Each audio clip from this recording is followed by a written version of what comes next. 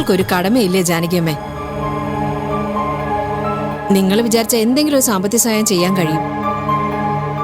ഒരു മകളോടുള്ള എന്റെ കടമകളെല്ലാം നല്ല വെടിപ്പായിട്ട് ഞാൻ ചെയ്തിട്ടുണ്ട്. അങ്ങനെ തന്നെയാണ് ഇവളെ ഞാൻ ഇങ്ങോട്ട് അയച്ചത്.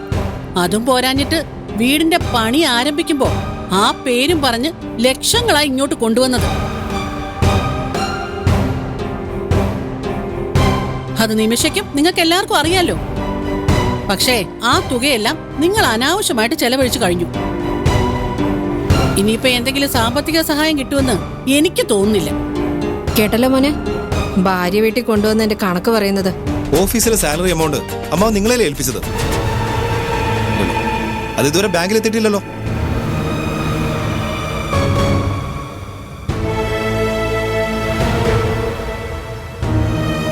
ഇവന്റെ ഒപ്പം നടന്ന് എന്നെ ഇൻസൾട്ട് ചെയ്ത് മതിയെങ്കിൽ കേറി പോടയാത്ത്. വെറുതെ ഒച്ച എടുക്കണ്ട സനീഷേട്ടാ. ദീപൂട്ടും ചോദിച്ചതിന് മറുപടി പറയും. നിങ്ങളുടെ കള്ളത്തരങ്ങൾ മറയ്ക്കാൻ എന്നോട് വേറെ ചോദ്യങ്ങൾ ചോദിക്കുകയാണോ? കൊള്ളാലോ. ഞാൻ ചോദിച്ചതിന് മറുപടി പറയാളിയാ. സാലറി എമൗണ്ട് എന്ത് ചെയ്തു? നിനക്ക് നാണുണ്ടടാ വേറൊരുത്തന്റെ ഭാര്യയും കൊണ്ട് കറങ്ങാൻ? ഓഫീസിലെ കാര്യങ്ങൾ നോക്കേണ്ട സമയത്ത് ഇവളുടെ പിന്നാലാണോ കറങ്ങി നടക്കുന്നത്?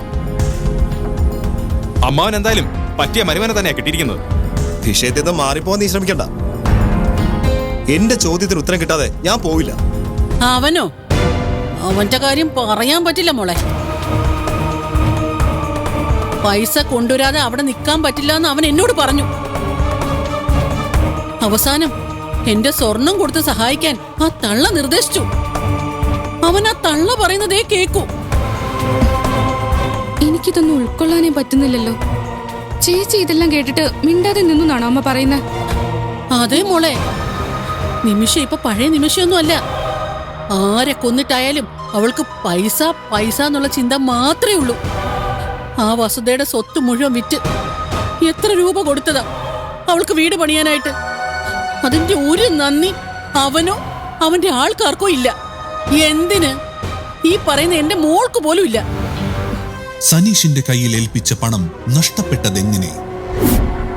മോഷണം ഒരു തുടർക്കഥയായി തുടരുമ്പോൾ ഇതിന് പിന്നിലെ കറുത്ത കൈകൾ ആരുടേത്? എനിക്ക് തോന്നുന്നത് അവൻ രണ്ടും കൽപ്പിച്ചുള്ള പോക്കാണെന്ന്. നീ ഒന്ന് കരുതിയിരുന്നു. പെൺമക്കൾക്കു വേണ്ടി ജീവിച്ച ജാനകിയമ്മയുടെ നിസ്സഹായാവസ്ഥയ്ക്കു നേരെ സ്വന്തം മകനും കണ്ണടയ്ക്കുമോ? കാണുക വസുധ തുടർന്നുള്ള ഭാഗങ്ങളിൽ.